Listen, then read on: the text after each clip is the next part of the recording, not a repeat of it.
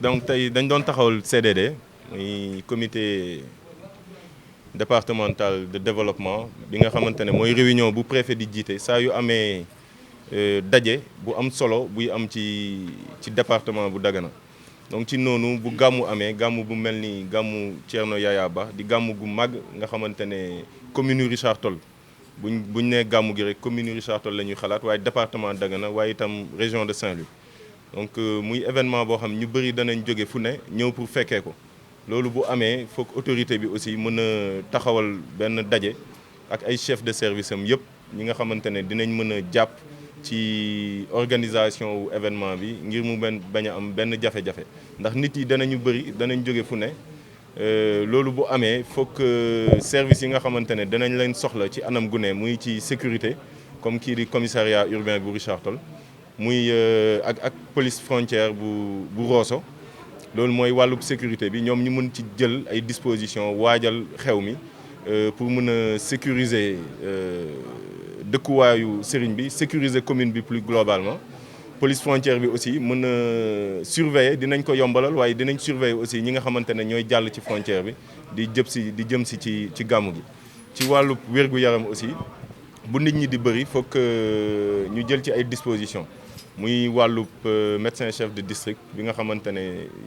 mooy responsable mooy référent premier ci wàllu wér-gu-yaram ci département bi mu ànd ak naataangoom di directeur hôpital bu Richard Toll ñoom aussi bu nit ñi bëree foog service urgence bi nekk ci hôpital bi ñu mën a yokk kàttanam ci matériel ak ci personnel de santé ñoom jël nañ ci ay engagement jël nañ ci taxawaay ba mën a renforcer service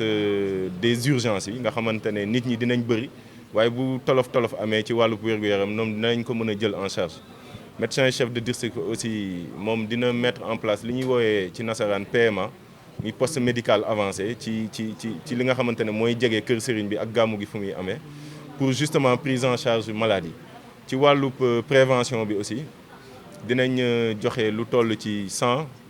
moustiquaires téeméeri moustiquaires imprégné pour jox ko comité d'organisation bi ñoom ñu xam ni ñu koy jëfandikoo. ci wàllu prévention bi itam ñu fàtte ni service d'hygiène ñoom aussi dañuy am wàllu bu rëy ci bés bi ndax dinañ soxla désinfecter maanaam ay microbe ak xeetu yooyu noonu ñu mën leen rey waaye désinsectisation aussi dafay am solo. service d'hygiène di ci liggéey ak mairie di joxe produits yi ñoom aussi jël nañ ay dispositions ba nga xamante ne ñetti fan balaa bés bi buñ dëgmalee bés bi danañ ñëw ci kër sëriñ bi ak ci koñ bi yëpp. mën a def seen liggéeyu désinfection ak désinsectisation ba nga xamante ne buñ ko tënkee ci wàllub kaaraange ci wàllub wér-gu-yaram ci wàllub prévention ak ci wàllub organisation bi yëpp jël nañ mesures yëpp ak chef de service yi nga xamante ne am nañ ci wàll pour ñu mën a taxawal gàmmu gi mu bañ am benn jafe-jafe.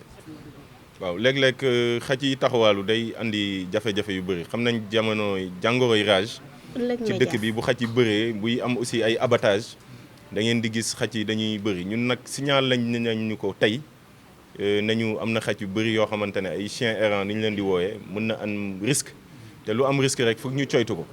fu ñu toll nii ci coytu ko lañ toll dinañ ko coytu bu dee toll na noo xamante ne ñuy def opération éradication chiens errants dinañ ci liggéey ak service d'hygiène ak mairie pour mun a xool naka la ñuy def ba jëlee phénomène boobu ci koñ.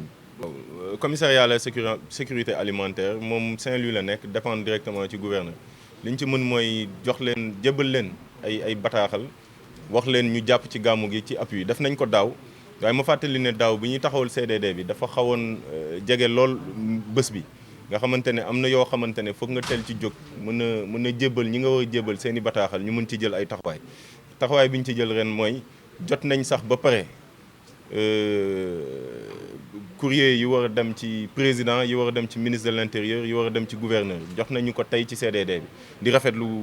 taxawaayu comité d'organisation ci promptitude boobu noonu ñun aussi danañ fexe ba am même promptitude bi fexe ba ñoom ñu teel ci jot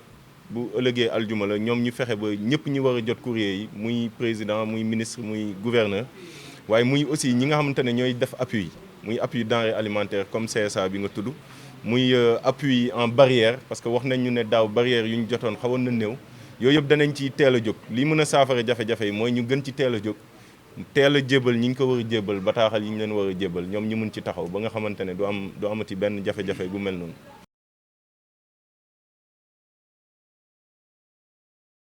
Mais de la préparation de cet événement annuel qui est la Ziara de Thierno Yaya Ba. Nous avons tenu un CDD que nous avons nous-mêmes présidé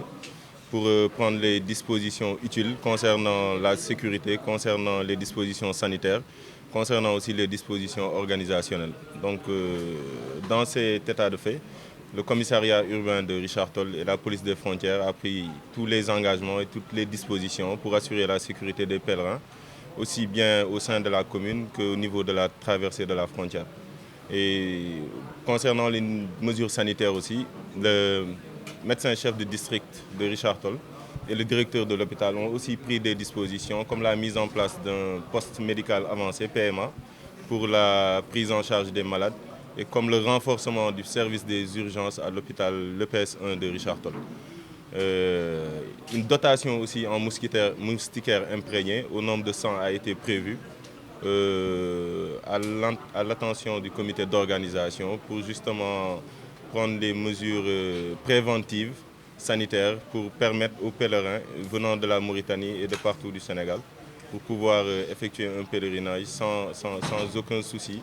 ni de santé, ni de soucis sécuritaires. Donc toutes les dispositions ont été prises à l'issue de ce CDD et tous les chefs de service sollicités et concernés ont pris des engagements respectifs pour assurer les missions qui sont d'abord les leurs, qui sont des missions régaliennes, mais des missions aussi spécifiques liées à cet événement spécifique qui en est à sa 49e édition pour cette année 2023.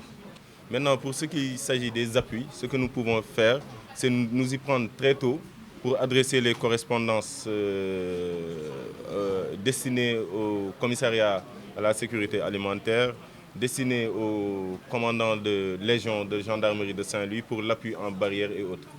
Donc l'année dernière, le CDD s'est tenu à quelques jours de cette Ziara. Cette correction a été faite cette année où nous avons tenu à que ce CDD-là se tienne au moins un mois avant la tenue de l'événement pour que justement toutes les correspondances concernant les différents appuis qui viennent de la région, qui viennent aussi du niveau national, c'est-à-dire de Dakar, puissent être rédigées et envoyées à temps pour que ce qui nous a manqué l'année dernière en termes d'appui en denrées alimentaires ou en termes d'appui en riz, nous puissions pallier cela. Voilà, comme d'habitude, je pense que l'année dernière, nous avons pris les dispositions et aucune difficulté majeure n'a été notée. D'abord, allègement des pèlerins au niveau de la frontière, c'est-à-dire le contrôle. La police des frontières pourra, dans une certaine mesure, faciliter la traversée de la frontière. Mais justement, il y aura des conditions qui seront requises. Des pèlerins qui traverseront en nombre, par exemple dans des bus, devront faire parvenir au commissariat spécial de Rosso la liste des pèlerins ainsi que leur numéro d'identification nationale. Nous savons que ces événements-là, qui drainent beaucoup de monde, des pèlerins qui viennent pour la célébration de la cérémonie, cet événement-là peut aussi entraîner que des personnes mal intentionnées puissent profiter de cet événement-là pour justement traverser la frontière ou bien s'adonner à des activités réprimées par la loi. Donc nous tenons à ce que cet allègement-là soit fait, mais en respectant les procédures, en respectant les mesures d'allègement, en respectant les prescriptions édictées par le commissariat spécial et aussi les prescriptions édictées par la douane. La douane peut faciliter le transport de marchandises, mais dans une quantité en tout cas qui pourrait être justifiée par les besoins de l'événement religieux. Audio Jungle.